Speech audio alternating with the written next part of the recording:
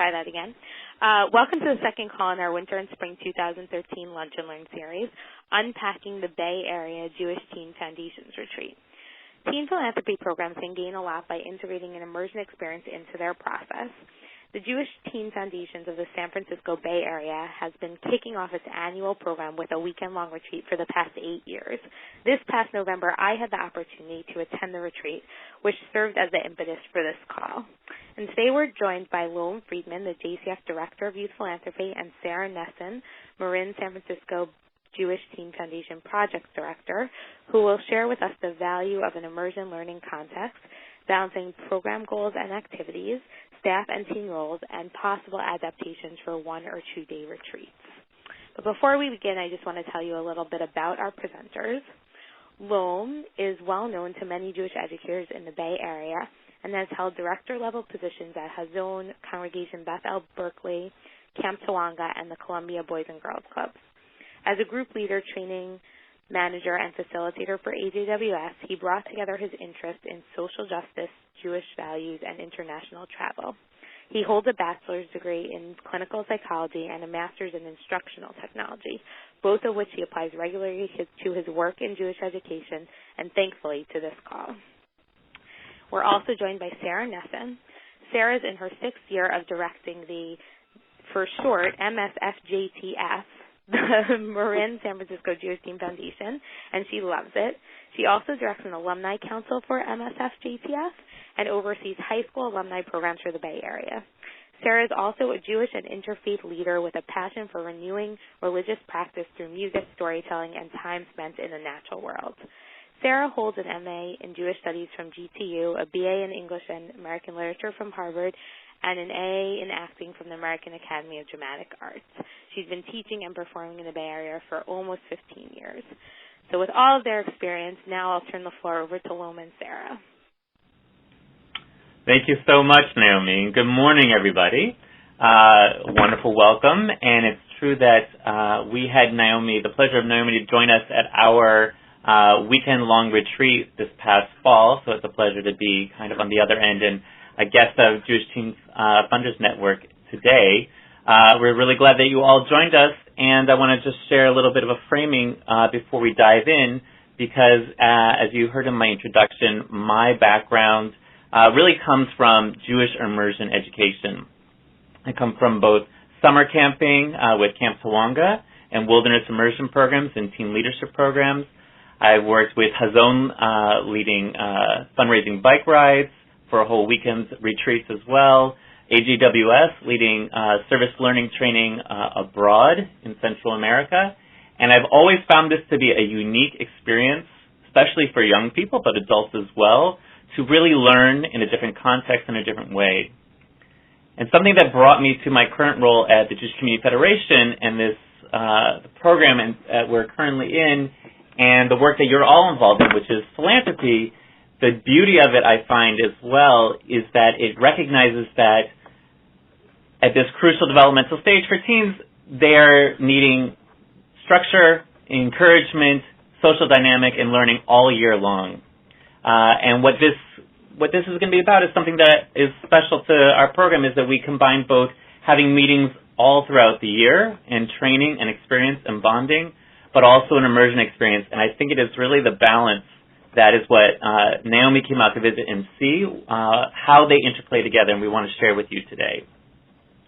One thing we're not going to talk a whole lot about is just how immensely important qualified and caring staff are, and I think you all can appreciate and know that already. For anyone working in our programs, have to be really dedicated and talented and wonderful people, and we could obviously all share notes and talk about it another time, but we're really focused more on kind of the structure and purposes and history of having an immersion program integrated into a year-long philanthropy training program for teens.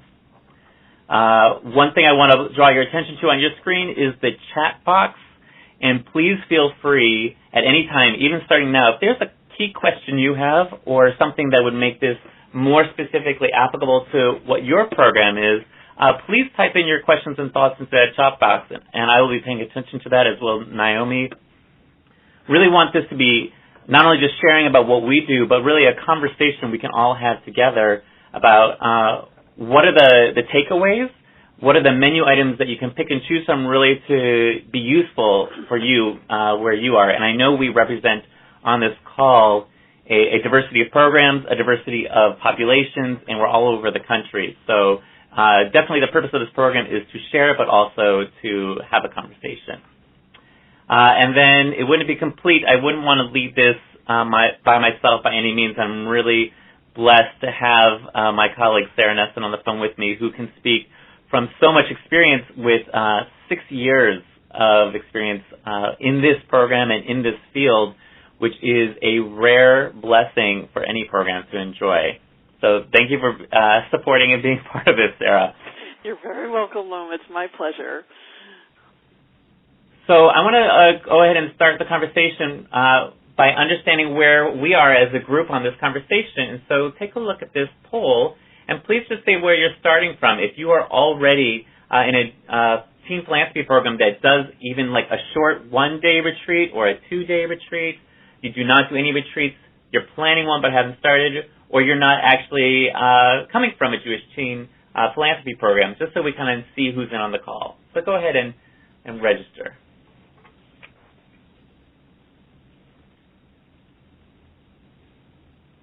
Wow, that's more variety than I even expected, but that's fantastic. So it looks like 25% already do some kind of immersion experience. A lot of people do not yet or don't, and some are planning to. I love the colors. It's a very nice rainbow. And we even have people here who do not run a teen philanthropy program but are interested, and I would say that all of you, I hope, have good points to add from your own perspective and your own programs, and keep this conversation lively and interesting and relevant.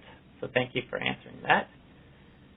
This is kind of our plan for the next hour, and that is we're going to just start with a little context so you kind of know what we do already and how we do it, but then really starting to break things down in what could be the planning phases of planning out objectives and how we do that and what we see as really essential for the context of an immersion experience that supports a year-long experience program.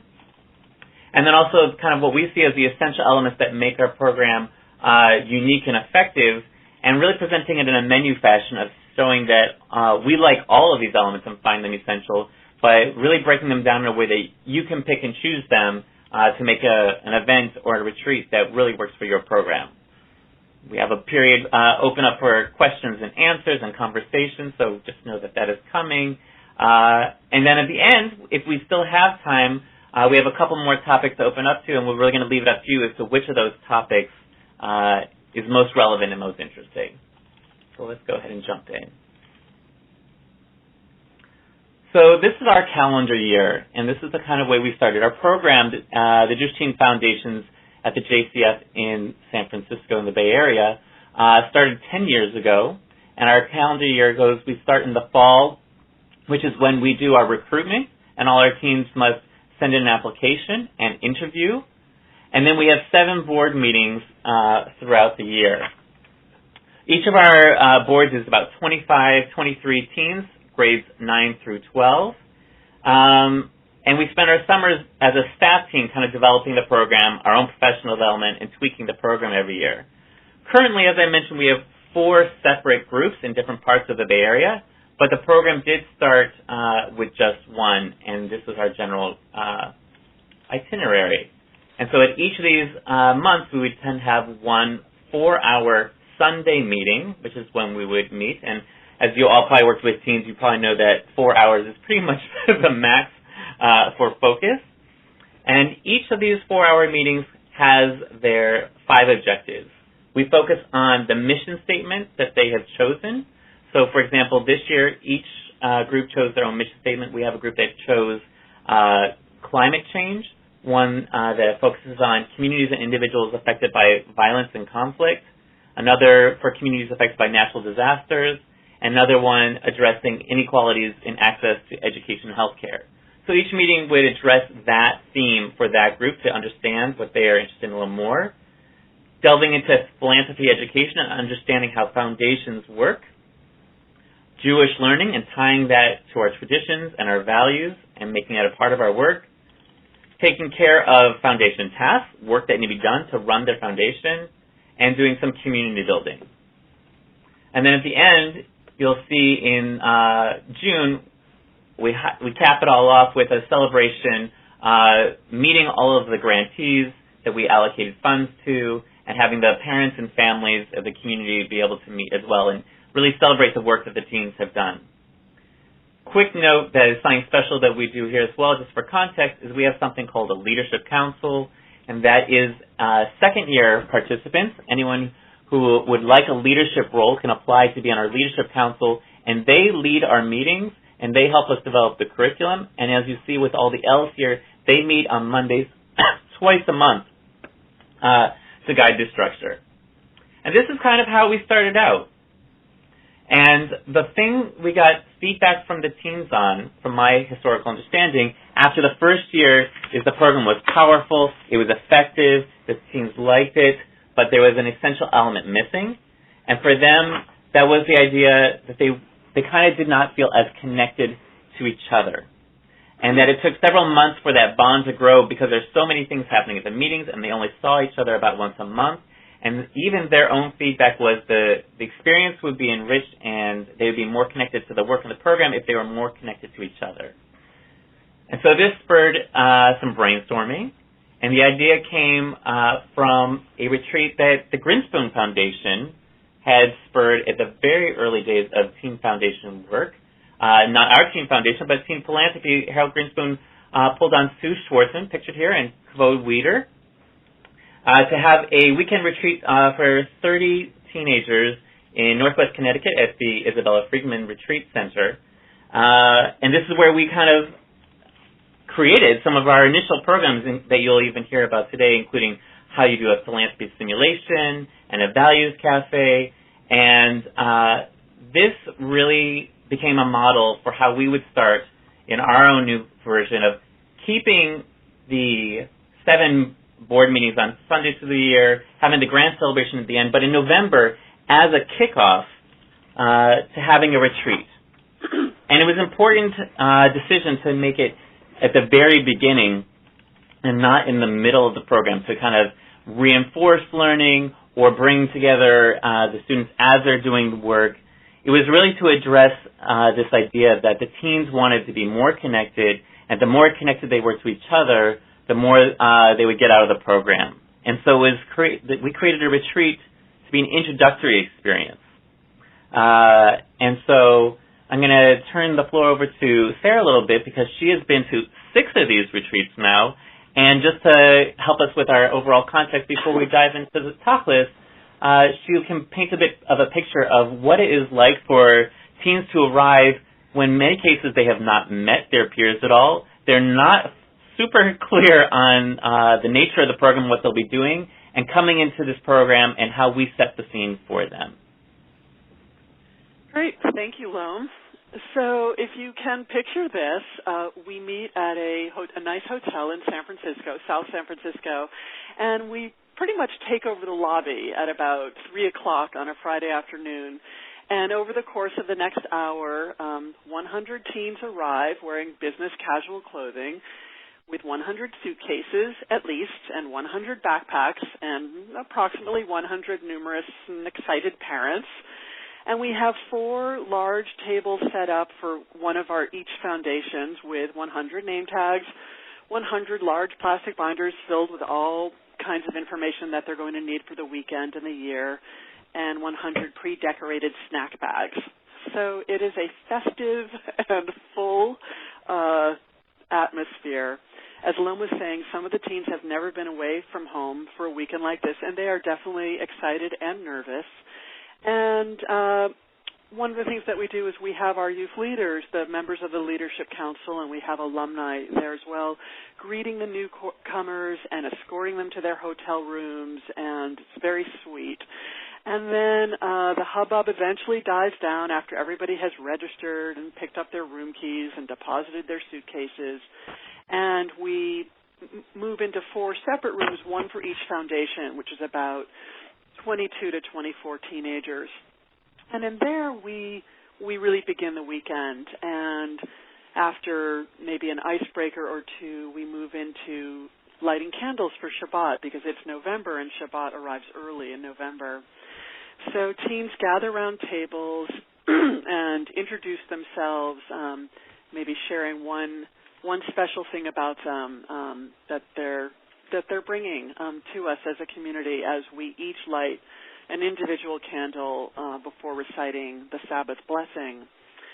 And then the students have dinner, and we move on in the evening into activities that are related to team building, a workshop about consensus, which is the method we use for decision making. We observe Shabbat together on Friday night and begin to explore our connection to Jewish values, which leads me to telling you a little bit about an activity that's very well loved by our teens, and it's called the Values Cafe. And at the very end of the evening, this is our final activity. It's late, it's dark, and we create dimly lit, romantically lit rooms by candlelight with little tables all around that are covered with refreshing drinks and snacks and a leader at each table, a teen leader. And the students come into the room and they gather around these tables, and in a series of 4 rounds, the leader draws a question card out of an envelope, and each of the teens has a chance to answer the question. And they do this in a fun way. They have stickers on, a sticker sheet where they peel off the sticker that represents their answer to the question, and then they tend to stick these stickers on their binders and carry them with them through the rest of the year. So we thought it would be fun for you to just have an experience of participating in the Values Cafe with us for just a moment. So I'm going to put a question up on the webinar site that everyone can answer. One of the first questions that we ask the teens is, what does it take to make a difference in the world? And then we ask the teens to choose just one of the following 5 answers, and they peel off that sticker, and then they have a chance to share about it. So, Lom and Naomi, it looks like we need to advance the slides. There we go. So here's your question. This is for you to ponder when you think about what it takes for you to make a difference in the world. If you could only pick one of these answers, which one would you pick? So when you've had a moment to decide, go ahead and select the one that fits for you.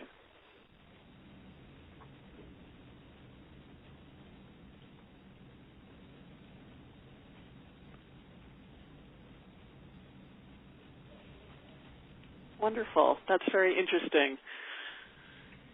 So, Naomi, are all the results in? Oh, it looks like they're still filtering in. Still tallying. Okay. I think we're good now. Okay. Great. So when we're sitting at the tables with our students, the leader will ask, each person to share a little bit about their answer. So I'm wondering, it looks like heart was a very popular answer. I'm wondering if somebody who selected heart could press *7 to unmute your phone and just say what made you pick that value as a core value for you.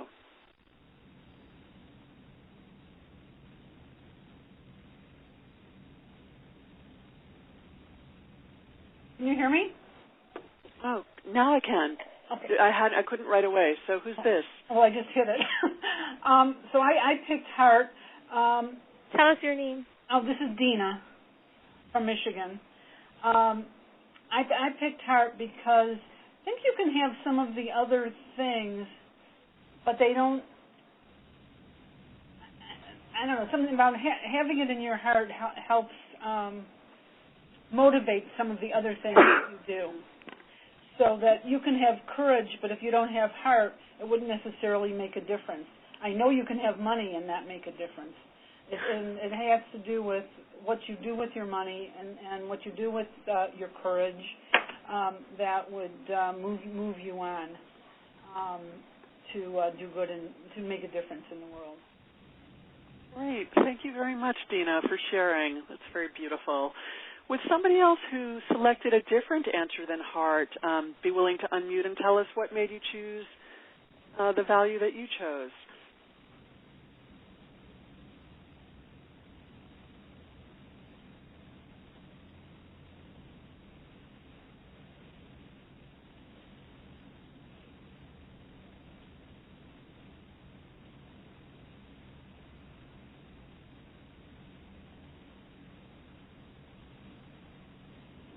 Okay, so I'm not hearing anyone. Naomi, did you want to ask someone to share, or shall we move on? Sure. Let's just take a look. It might be nice to hear from somebody, one of the two people who said they chose strong Jewish values as Yeah, that's what I was thinking too, actually. They feel comfortable. So this is Naomi. I'm one of those people. Okay. Thank you, Naomi. So I'll take a stab at it. So I chose that because I think that you need some kind of basis and grounding to do things with your money, and Jewish values is one of the things that provides that. Wonderful. Thank you for sharing that, Naomi. So, and that's kind of a nice segue into just wrapping up our conversation about Values Cafe. So as the evening progresses, or just that workshop, I should say, in Values Cafe, the questions actually move into the territory of qualities or midot that people feel that they have, and specific Jewish values that the teens think are important for changing the world. And what's nice about doing something like Values Cafe in a retreat setting is that the students can linger and continue the conversations, you know, in the candlelit room that evening and as they make their way to their bedrooms for the night. And then all through the weekend, all the way to Sunday morning when the students create their mission statement, those values, you know, enrich their work and become kind of an underlying foundation that's carried through the weekend and into the year. So it's one of the nice advantages of exploring values as a cornerstone of our work in a retreat setting at the top of the year. So that said, I'm going to turn things back to Lom. Thank you, Sarah. And as you can see from the pictures and the activity, there is an interesting balance that we try to achieve with the retreat, and that is by being in a hotel and boardroom seating often and having them dress up. There is this taking the work we are doing together seriously. There is a professionalism to it. There is an importance and a weight to it. And at the same time, we stay connected to heart and feelings and community. And it is really kind of this delicate tone, which might have been part of what was hard to frame in a 4-hour meeting right from the beginning, is a big focus of what we take on at the retreat, with the luxury of time and togetherness and kind of control of the environment, which is so separate from everything else that they do. And like Sarah mentioned, is the beauty of it is if you can imagine doing that activity like this, you know, gathered around candles in a quiet setting, and then when the activity ends, we don't have to rush home to homework, we don't all get on our cell phones, but there is that time to linger. It is really what begins to shape not only their interest in each other, but their tie to each other, tying them to these values in this work. If I call you back in half an hour, is that okay? So one thing I just want to also skip back to is that original retreat from about 2000, funded by the Grinspoon Foundation with this interest early on in teen philanthropy, is in addition to Sue and Kavod, Rabbi John Spira Savitt was also a key planner in that, and also a key person in getting teen philanthropy moving as a movement. And I want to make sure we all recognize his contribution, not only to that retreat, but all of our work as well. So from this introduction, I want to start looking less at specific activities maybe, and kind of look at what are our objectives. And whenever we're creating a program, and I want, hopefully, there's an opportunity for you to think about how this could be useful for you and how you could adapt it for yourself. Good starting places, what are your objectives, so you know if you're staying focused on them, and we make sure that at the end, are we accomplishing our goals? And so, as you've heard me refer to many times, this retreat emerged out of a demand and a need for more community building, and so that is one of our number one goals. And the ways that we go about it through programming is through that Values Cafe program of creating opportunities for sharing. We also have all of our teams bring a Jewish object that is meaningful to them or their family, and there's a time for them as one group to all go around and kind of share what is this tie, this physical object that ties them to their tradition or to their family or to their Jewish values, and hear the stories from each other. And on the very first evening, probably within the first 2 hours of being there at candle lighting, we have every student go around and say, if you really knew me, you would know that. And so we are, throughout the retreat, providing these opportunities for sharing. We also have opportunities for cooperative team building with games. On the very first night, we have alumni facilitate group building games. We do a consensus simulation where they have to practice doing consensus together. Our experienced teams are paired with our newer teams as mentors, and they have check-ins throughout the weekend. Even before they arrive, their mentors check in if they have any questions, kind of creating this comfort and this welcoming. And knowing our population, competition is also bonding, and because we have several different groups that come together for this one time a year, we even create a couple fun competitive activities between the different team foundations. Out of the 2.5 days that we are together, I can point to these 8 things, these 8 activities and time slots that we devote to community building in various ways. And I'll just note that 6 of them happen on the first day. Some of them we repeat to more than once, like the mentor check-ins and such. But we really invest in that first day that there's nervousness, there's confusion, this is new, and community building is probably one of the most important things. And our team participants are anywhere from 9th grade to 12th grade. The vast majority are 10th and 11th grade, but we do range. And our mentors are also leadership council, so they're still 9th to 12th graders themselves. It is peers leading peers. And the results are where we've seen that with the weekend meetings once a month, the bonding can take several months to take hold, but we really find that by the end of this 2.5 days, the bonding is really sealed. They cannot wait to see each other at the next meeting, and that is already lending itself to buying into the program and what we're doing.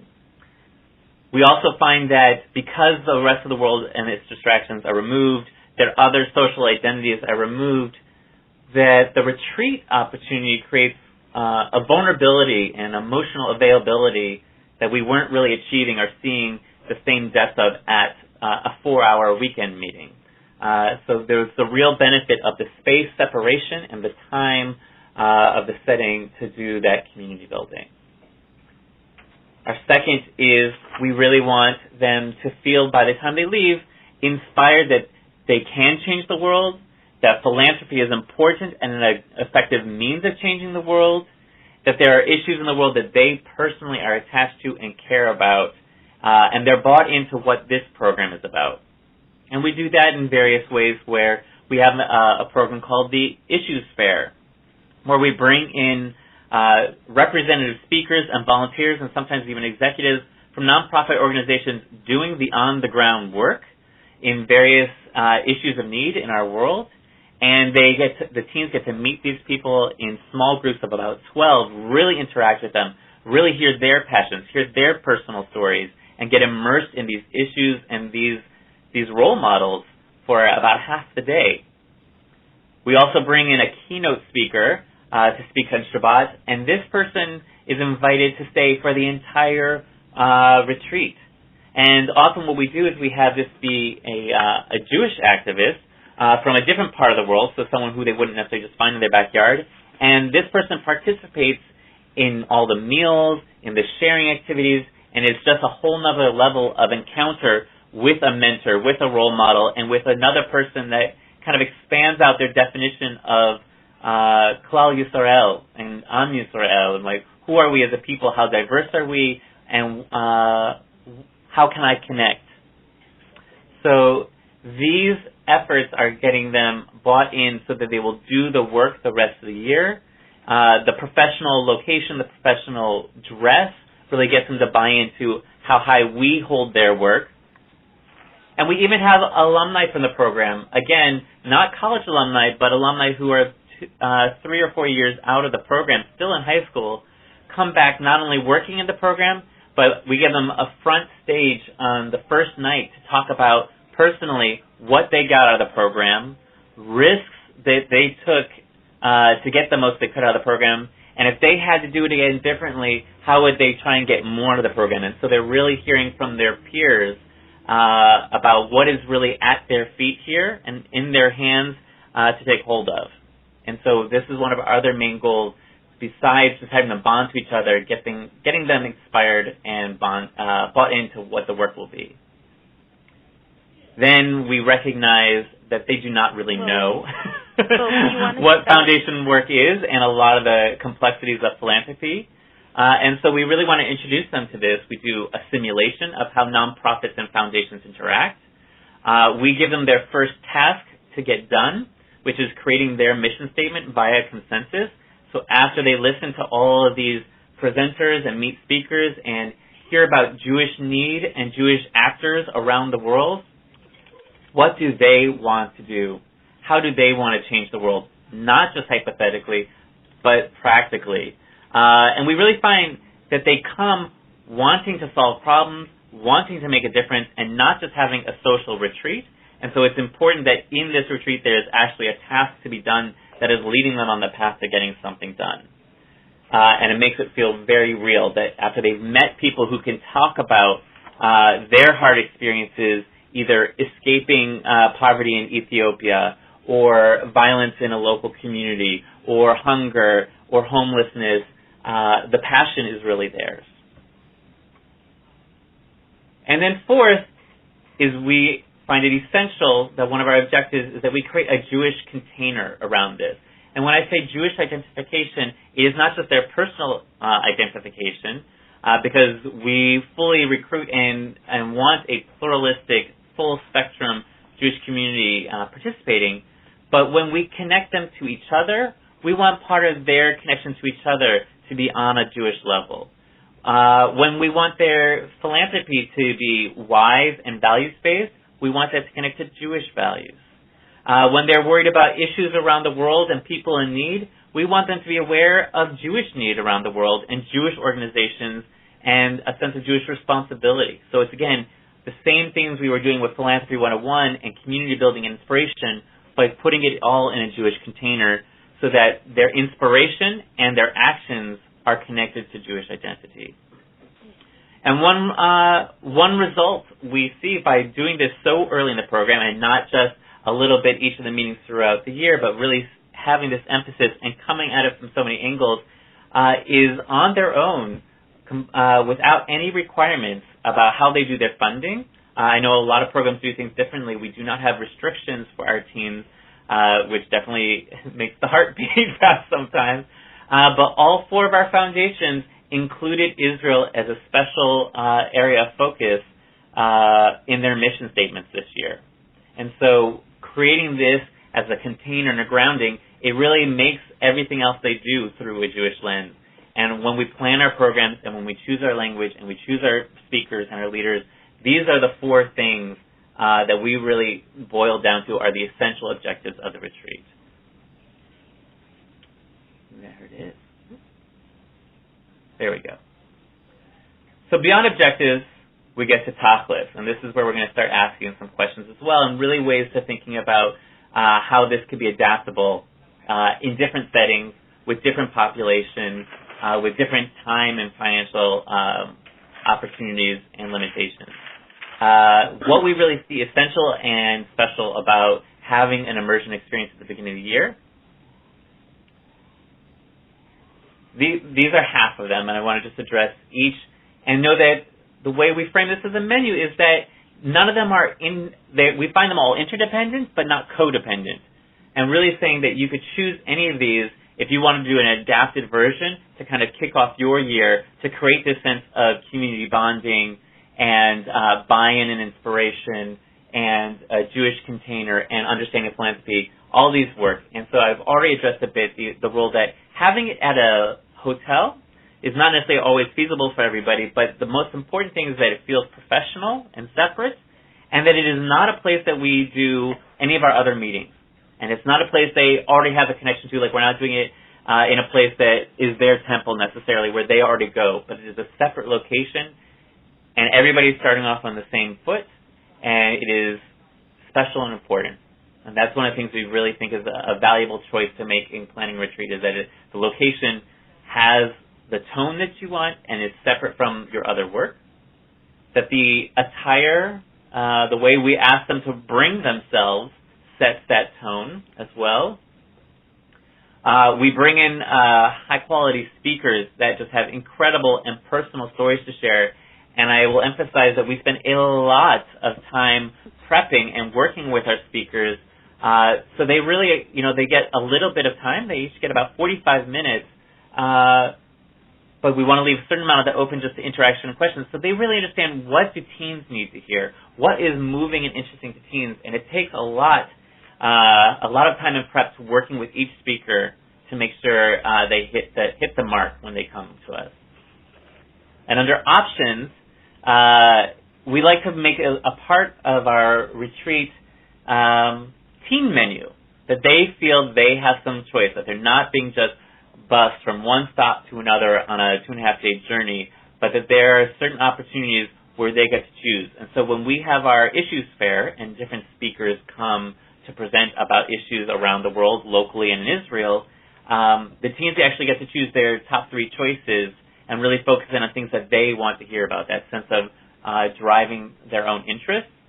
And also we do have some free time workshops where if they need to do homework, they can do homework. If they just need to relax because it's such an intense schedule, they can. But we also offer some activities there, and they get to choose those as well. And we find that sense of part of the time is their own choice is an important and essential element. And then the last thing is we require all of our teens to participate in this retreat to start off the year if they're going to participate in the program. And it's made clear in the application, and it's made clear in the interview, because we find we do so much, and we cover so much ground in terms of emotional travel from point A to point B, and the bonding with the group, and the getting invested with the program, and understanding the common language of what we mean by consensus and what Jewish values we're talking about, that to start behind that ball from the start would just be detrimental to their experience, and to the group experience.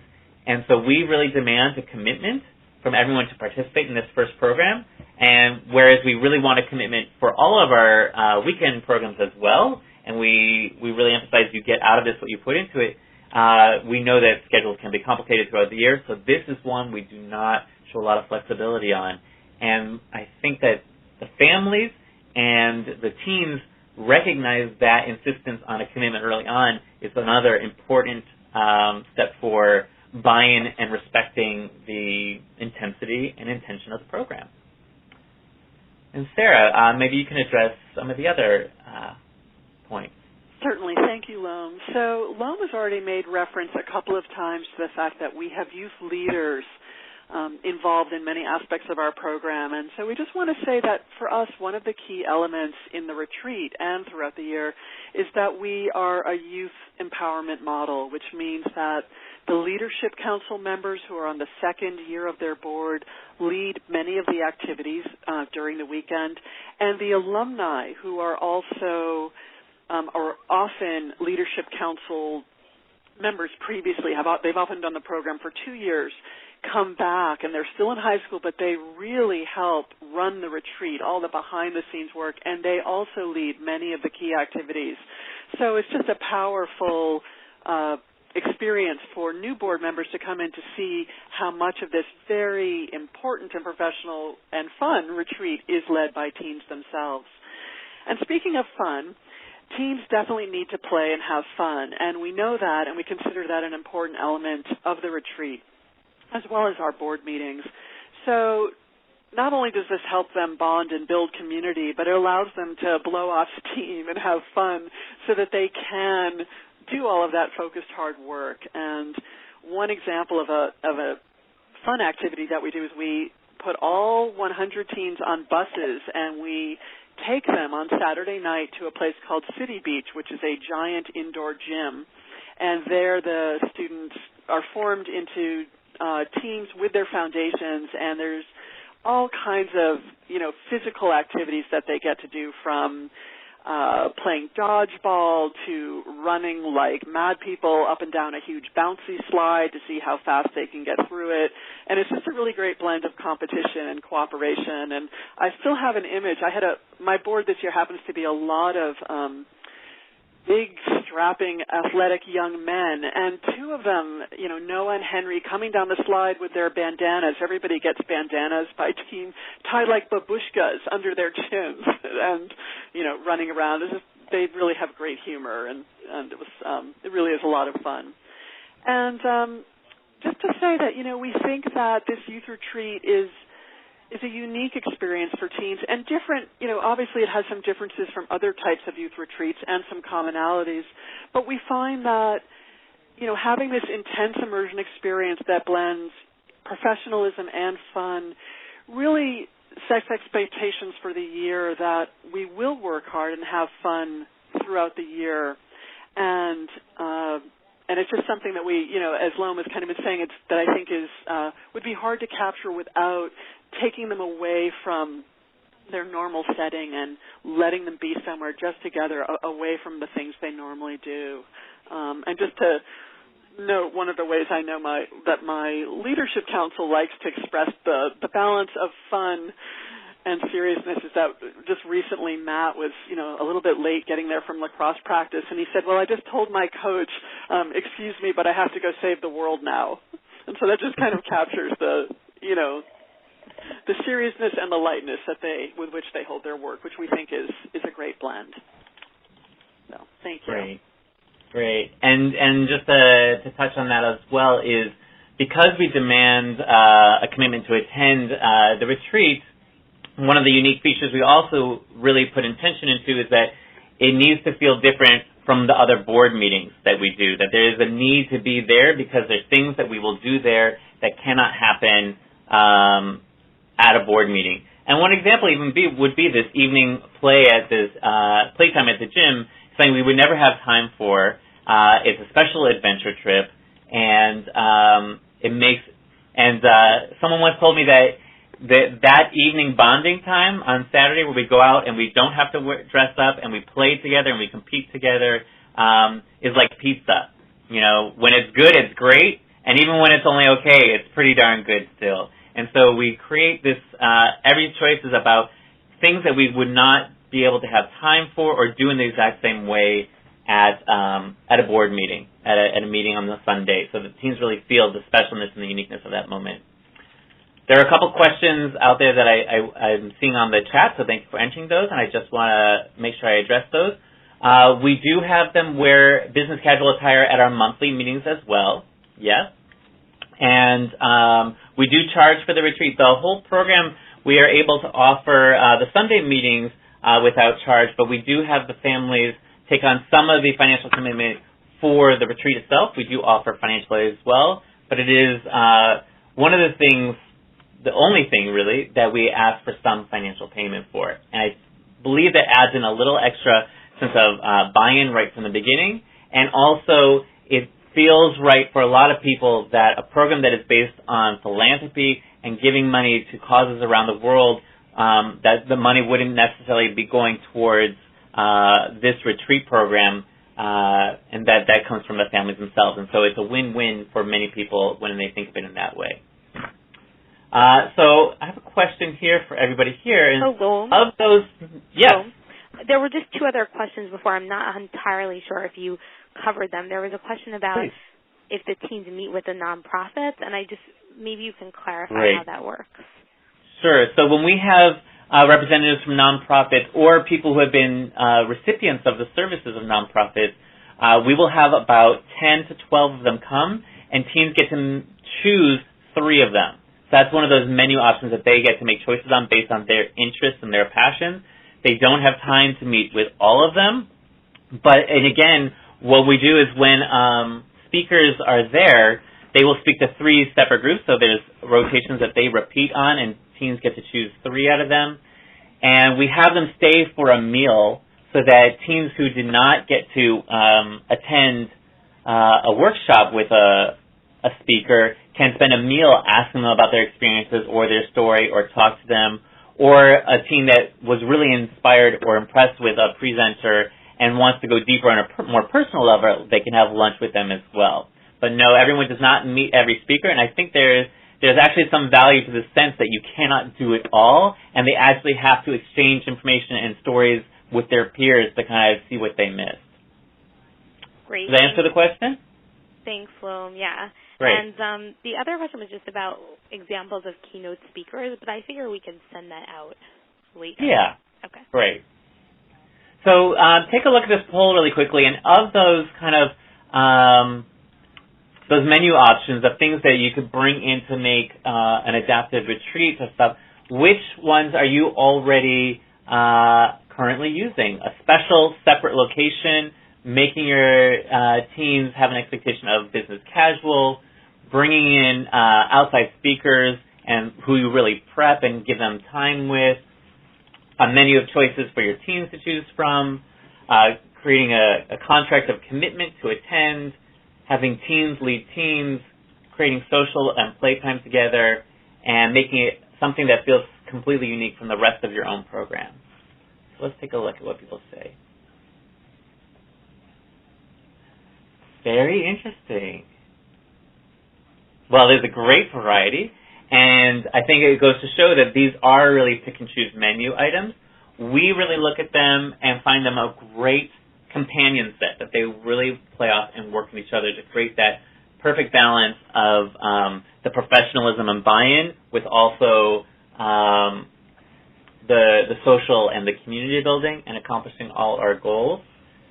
And so with this thought in mind, just seeing kind of the variety of what people are already doing, I'm curious, before we just kind of open up to questions and conversation, of those items, which feel out of reach? Which ones aren't you doing because you feel you can't? Just kind of have our community here take a poll before we open up our conversation about making adaptations and kind of general questions about how this could make it work in a different setting or a different population or a different time scale.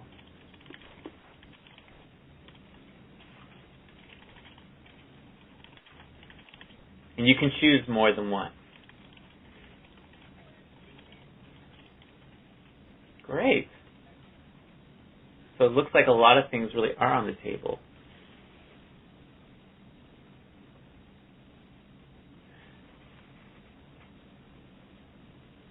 Well, then I want to offer, so we still have time, is to really lend all of our expertise and all of our time here to answer questions or have a conversation about the kinds of objectives that we brought up, or the menu items, methods and programs, or how people would have ideas for or questions about adapting. Naomi, maybe we're ready to unmute, or... Sounds like a good idea. All right. So we're just going to unmute everyone. If you think you have any particular background noise issues, you can still re-mute yourself once I unmute you, not yet, by pressing *6, I believe. So I'm unmuting everyone now. The conference has been unmuted. So *6 if you need to mute yourself. All right. Go ahead. There was a question, actually, from Nancy Tooth in the chat. Nancy, do you want to ask that? Sure. I was just confused about when you were talking about 4 different foundations or 4 different groups, what that was.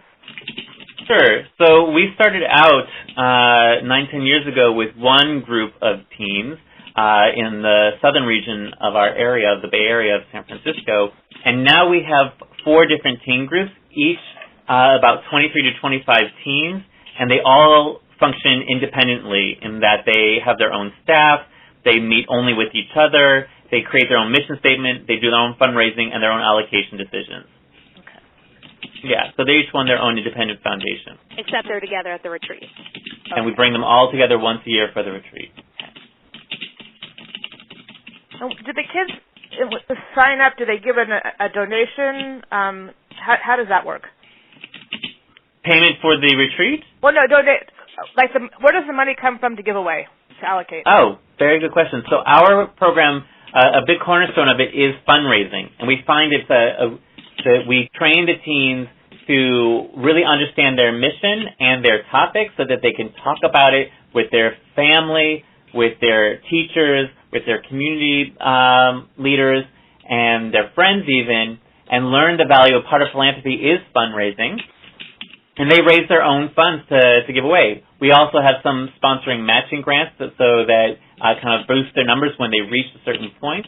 Kind of inspires them to do it. But it's a really big practice in practicing how do you not only just do philanthropy, but become articulate about it.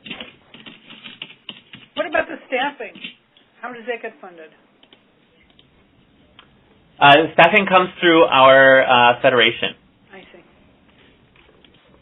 So this is the Jewish Teen Foundation is a program originally of our endowment fund and now of the Jewish Community Federation of the San Francisco Bay Area, and the program is funded through there. One of the things I really took away from this, and we haven't had our camp training yet, but the idea of changing location for the beginning of this, and we have a conference center on our site, and I'm thinking that might be an interesting way to get them started, is to separate them even from the camp and go to the conference center to do something like that. I thought that was an interesting concept that you have. It has a really interesting impact. I mean, we definitely have spaces that we have our meetings in, and we could do that. One benefit of the separate spaces allows us to bring different groups together, and they can interact with each other, which has its own bonuses. But also it creates this sense of importance in their minds. It's not just their regular place that they meet and that this is a special time. I think that's what I liked about it. Yeah. In many ways, it's kind of similar to the camp experience, that many people come to camp for a removed experience from the rest of their life so they can be different, feel different, and learn differently. But when you're at camp, you need to kind of maybe go somewhere else.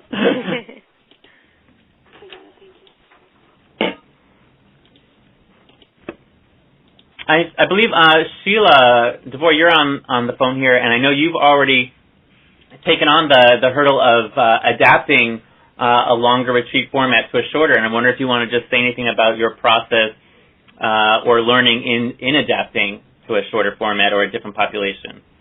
Hi. So I'm here with Yael Strackler, and so we are doing the Teen Foundation in Manhattan, and when I had first gotten here almost 2 years ago, you know, I came from the California model, so the idea of having the retreat was just so important, and we were just starting the program here, and we just couldn't pull it off. We just didn't have the funding or the time to do it. So what we did is we adapted like a one-day program to try to achieve some of those goals that Lom had spelled out in the beginning, mainly community building and, you know, the inspiration and the buy-in. You know, if we had to look at, instead of doing 3 days, which was just magical, how we could do this in 5 hours. So, you know, really what we did is we just focused on the very basic parts of the California retreat to see if we could recreate it, like, you know, creating the Jewish values, talking about the issues of the world, getting the kids to know each other. And, you know, I guess, you know, we can ask Yael what she thinks also, because I still see it sometimes through my original eyes. I think we achieve a lot by having them, you know, come into our location for the first time. It's very impressive. We try to impress upon them, you know, the importance of the work we're doing. You know, we try to hit some of those marks, and I think we do a pretty good job. The only thing that's missing is that connection that the kids have after a weekend together, the connection to each other, the connection to the work, the connection to us as staff. It's certainly stronger in California. It takes us a little bit longer to get there. We don't get it after the retreat. You know, we call it kickoff. We don't get it right after the kickoff, but it certainly sets a foundation so we can get there after a few meetings. But I do think it's successful. I want to say also that one of the things we do in the beginning, Sara Nesson had written something that we've used over and over when we first get them together, is to remind them that while we're here to have fun, we are really here doing holy work. We're here on a weekend, and we're going to have fun. We're teens. We're going to have fun food and fun activities, but that this is holy work, and we really are, while it may look like games and activities, we really, our objective here, we will be changing lives. We will be repairing the world. We are doing holy work. So, like, a lot of it is just about how much time we put in setting the tone for the year. So, I don't know, maybe I'm sitting with you, Elle. Oh, okay, maybe we should open it up for questions? Hi, can you hear me? This is Steph. Hi, Steph. Hey, I'm curious to hear, I guess, from any of you guys about thinking about the San Francisco retreat and the power of having 100 teens there. And it really struck me when Sara was describing, the kind of vibrancy of the lobby when you walk in, the power of so many kids, and then having the subgroups of the different teen foundations split out. If there are adaptations that you would suggest for a group that only has one teen foundation, so, it's that one group of 20 teens who will be meeting together throughout the course of the year, but they're not necessarily meeting other teens at this retreat. So it may be like a little less of that, that kind of big splash kind of thing and more of an intimate retreat setting.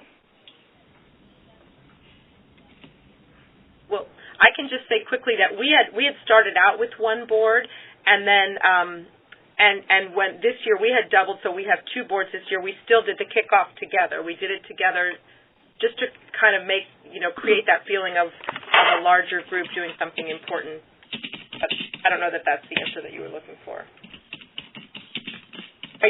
Was your question directed to when we did it the first time with just one board? I'm just curious, given that most programs are only running one teen foundation, right, if you have suggestions or adaptations that you would recommend, since it is going to be a smaller group in most communities.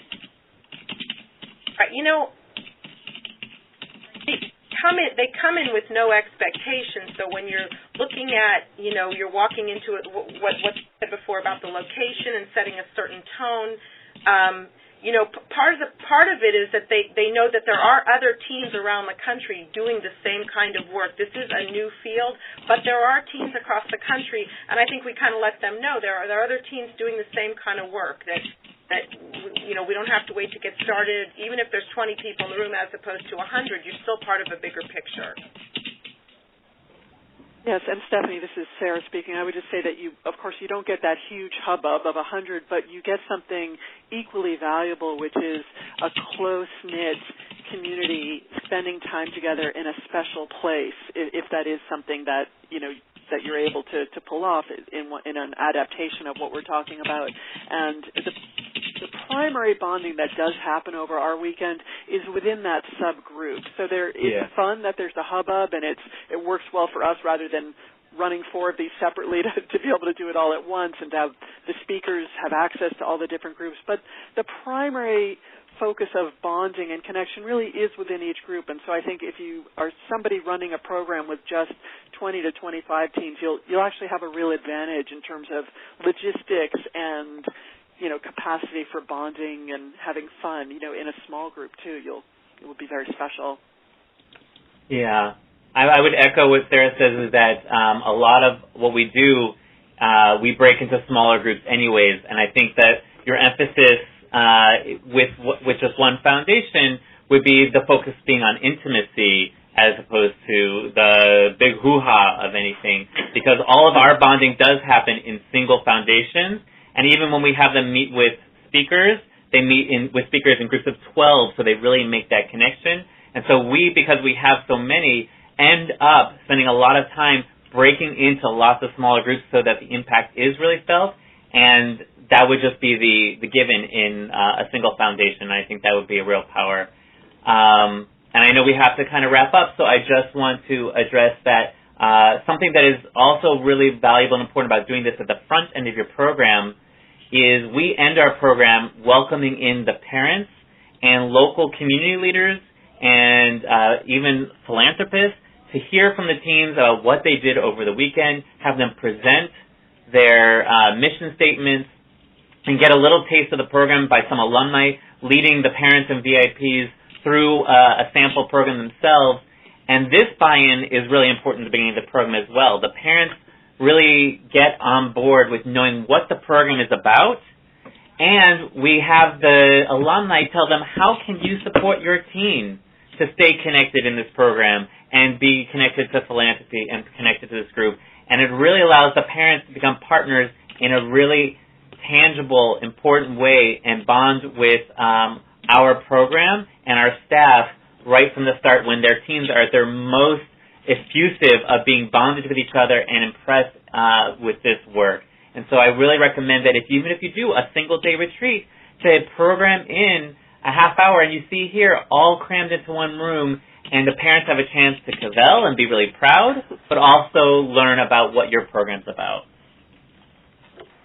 And I think that's all we have time for today, and I'm really sorry we have so much we would love to share and talk about, but here is Sara and my contact information. We would be more than happy to talk more. I had a recent conversation with Sheila on the phone where we just started talking about our different retreats, and it was a complete exchange. I am very excited about a program and a way that she's adapted things for hers that I would like to bring into ours, and so I hope this conversation, if at the very least, sparks your curiosity, but also continues the conversation between us about programming and the power of immersion to support a year-long program. Thank you so much to Naomi for not only joining us at our retreat, but hosting us today, too. Thank you, Lom and Sara, and really thank you to everyone for the questions and conversation today. It was really good to hear from a bunch of people on the call, and I hope you'll take them up on their offer to be in touch with those email addresses if you have any questions or want to follow up with any of this. I'm also always available for consultation on any questions that you have related to your programs and for information on various different models within the field. And our next Lunch and Learn call, What Jewish Teen Philanthropy Can Learn from Service Learning, is on April 16th. So I hope you will join us then. And in the meantime, a happy Passover to everyone. So before you hang up, just join me in thanking Lom and Sara and saying goodbye. So thank you. Thank you. Thank you so much. Thank you all. Bye. Bye-bye.